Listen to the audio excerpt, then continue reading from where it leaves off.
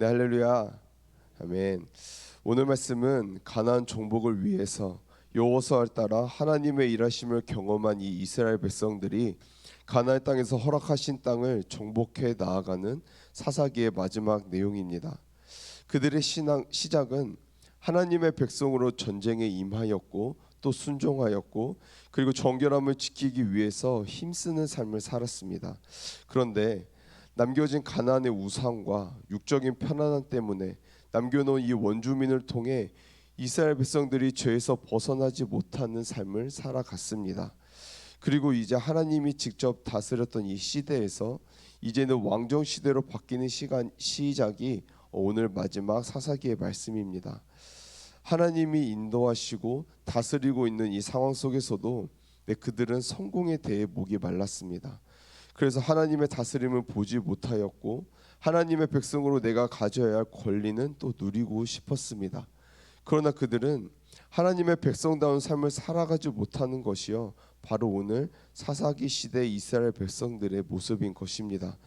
그 모습들이 사사기가 끝나는 오늘 입으로는 믿음을 외치고 있지만 육신의 생각과 선택을 하는 이 이스라엘 백성들의 마지막 모습을 통해서 겉모습만 가진 우리들의 신앙 또한 돌아볼 수 있는 그런 시간이 될 수 있을 것 같습니다.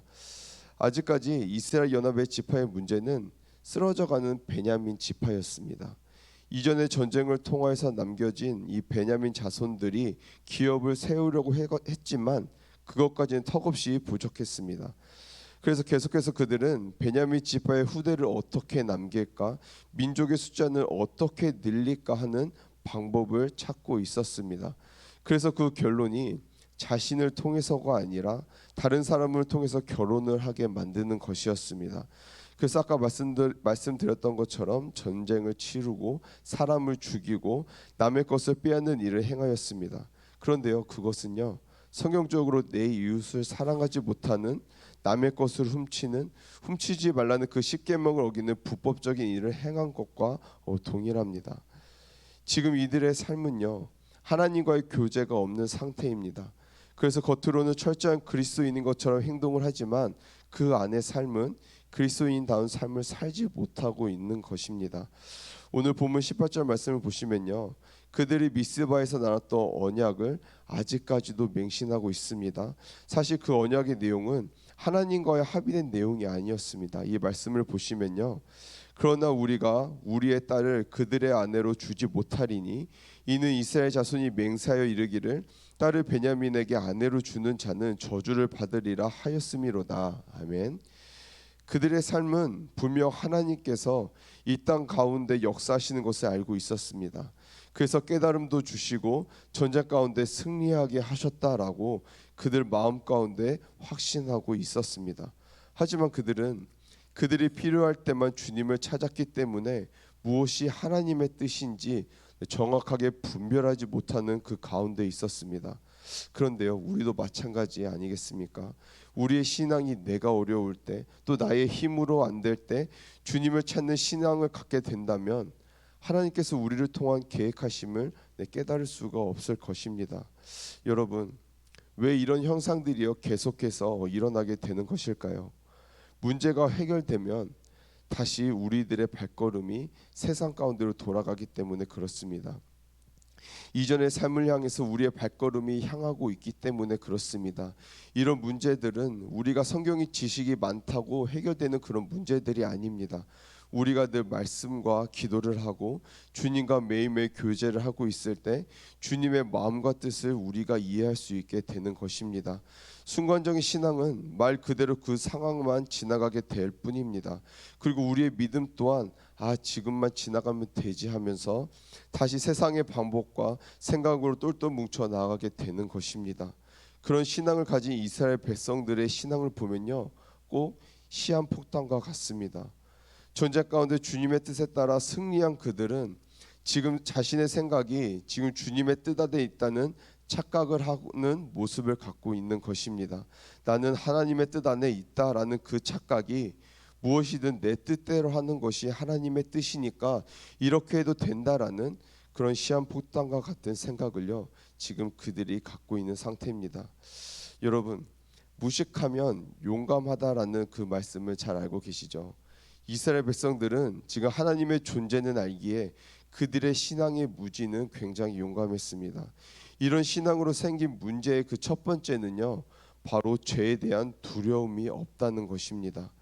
지금 신앙의 무지를 통해 나타나는 현상은 또 다른 죄를 통해서 자신들의 문제를 해결하라고 한다는 것입니다. 본문 21절 말씀을 보시면요, 함께 읽도록 하겠습니다. 시작.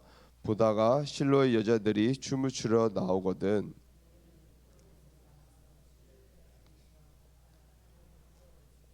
자기 아내로 삼아 베냐민 땅으로 돌아가라. 아멘. 이 실로라는 지역은 여호수아 때부터 엘리야 제사장 때까지 하나님의 언약궤와 성막이 있던 곳이었습니다. 실로는 왕정 시대가 되기 전까지 종교적으로 매우 중요한 위치에 있던 곳입니다. 현재 베냐민이 아내를 얻기 위해 작전이 일어나고 있는 시기를 학자들은요, 이 포도원이 나오는 것을 보고 이 포도 수확에 관련된 장막절 시즌으로 보고 있기도 합니다. 이스라엘 백성들은 이 출애굽을 하고 유월절을 보는 이후에 절기마다 여인들이 춤을 추며 하나님의 일하심을 기념하였습니다. 지금 여인들의 춤과 납치와는 무슨 관계가 있냐고 얘기를 한다면, 이스라엘 백성들은 스스로 자신의 딸들을 이 베냐민 지파에 주는 것은 자신들이 하나님 앞에 맹세한 것 때문에 두려워서 하지 못하고 있습니다. 그런데 그 딸들이 납치되는 것은 자신들의 의지로 딸을 내어준 것이 아니기 때문에 죄가 성립되지 않는다라고 생각하는 것입니다. 하나님의 뜻에 순종한다는 그들이 가져온 대책은요, 불법적으로 아내를 취하는 것이었습니다. 하나님의 뜻이 확인되지 않는 확신이 또 다른 죄를 만드는 그런 무서운 일들을 오늘 말씀을 통해서 우리들에게 보여주고 있는 것입니다. 그리고 신앙의 무지를 통해서 오는 두 번째 문제는요, 바로 나 자신을 되돌아보지 못한다라는 것입니다. 베냐민 지파의 회생을 위한 자신들의 선택이 죄라는 것을 알지 못하고 있습니다. 마태복음 7장 4절 말씀을 보시면요, 보라 내 눈 속에 들보가 있는데 어찌하여 형제에게 말하기를 나로 내 눈 속에 있는 티를 빼게 하라 하겠느냐. 네, 남을 비판하는 것에 대한 말씀이지만 이 말씀 가운데 확인해 보면 하나님과 바른 관계를 하고 있지 않기 때문에 나는 지금 하나님의 일을 합니다라고 말을 하고 있지만 결국 그 일은 서로가 죄를 만들어주는, 죄를 전달하는 일을 하고 있다는 것입니다. 지금 이스라엘의 답은 마치 도둑이 물건을 훔치러 집에 들어가서 내가 안 보이면 상대방도 나도 안 볼 것이다 라는 그런 생각을 가지고 눈을 가지고 도둑질하는 그런 멍청한 도둑과 같습니다. 마지막 신앙의 무지를 통해 오는 문제는 무엇이냐? 내 생각이 하나님의 뜻으로 착각한다는 것입니다. 본문 24절 말씀을 보시면요, 이 모든 인간적인 결정들이 하나님의 뜻이 완성되었다라고 생각을 합니다. 그래서 그들은 자신의 처소로 돌아왔다라고 성경은 이야기합니다. 오늘 말씀의 결론을 보시면 결국 이 모든 부족함과 자신들의 잘못된 선택은 자신들이 왕이 없기 때문에 이런 일들이 일어났다라고 이스라엘 백성들은 이야기합니다.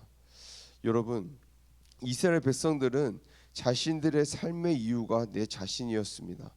내 자신이 되었기 때문에 이길 수 없는 문제, 해결하지 못하는 일들 속에서 그들은 자신의 생각할 수 있는 한계에서 그 뜻이 멈춰 있었습니다.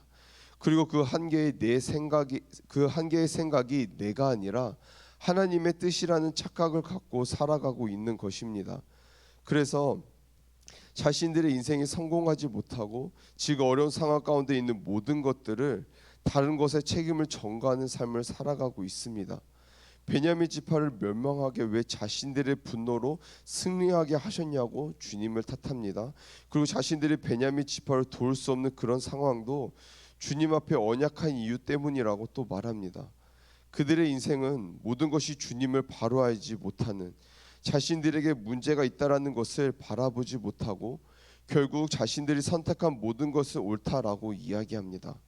그러나 믿는 자의 삶은 무엇입니까? 우리를 이 땅 가운데 살아가게 만들어 주신 그 주님의 뜻을 붙들고 나아가는 것입니다. 때로는 하나님께서 길을 열어두시는 일들이 이해가 되지 않고 그 방법들이 납득이 되지 않을 때도 이제 우리는 남을 탓하기보다 주님께 모든 것을 두드리는 신앙으로 돌아서야 합니다. 우리 인생의 답은요, 오직 주님께 있습니다. 우리가 인생을 살아가는 것은 남을 위해서 살아가는 것이 아니라 또 내 자신을 위한 선택이 아니라 오직 하나님을 위한 삶을 우리는 선택함을 통해서 그 결과를 갖고 그것을 생각하고 행동을 하며 나아가야 되는 것입니다. 우리 성도님들은 오늘 살아갈 때 내가 주어진 모든 것 속에서 남을 바라보며 부족한 것을 바라보는 그런 인생이 아니라 주님께 두드림을 통해 흔들리지 않는 주님이 세워주시는 그런 복된 인생을 살아가시는 저와 우리 성도님들이 되길 간절히 소망합니다. 아멘. 기도하시겠습니다. 하나님 아버지, 오늘 말씀을 통해 우리의 인생의 답은 오직 주님께 있다는 걸 깨닫게 하시고 또 나 자신을 위한 삶이 아니라 오직 주님을 위한 삶을 살아가는 우리가 되게 도와주시옵소서. 늘 주님 앞에 엎드리고 기도한 삶을 살아갈 때에 주님이 세워주시는 복된 인생을 걸어가는 저와 우리 성도님들이 되게 도와주시옵소서. 예수님의 이름으로 기도드립니다. 아멘.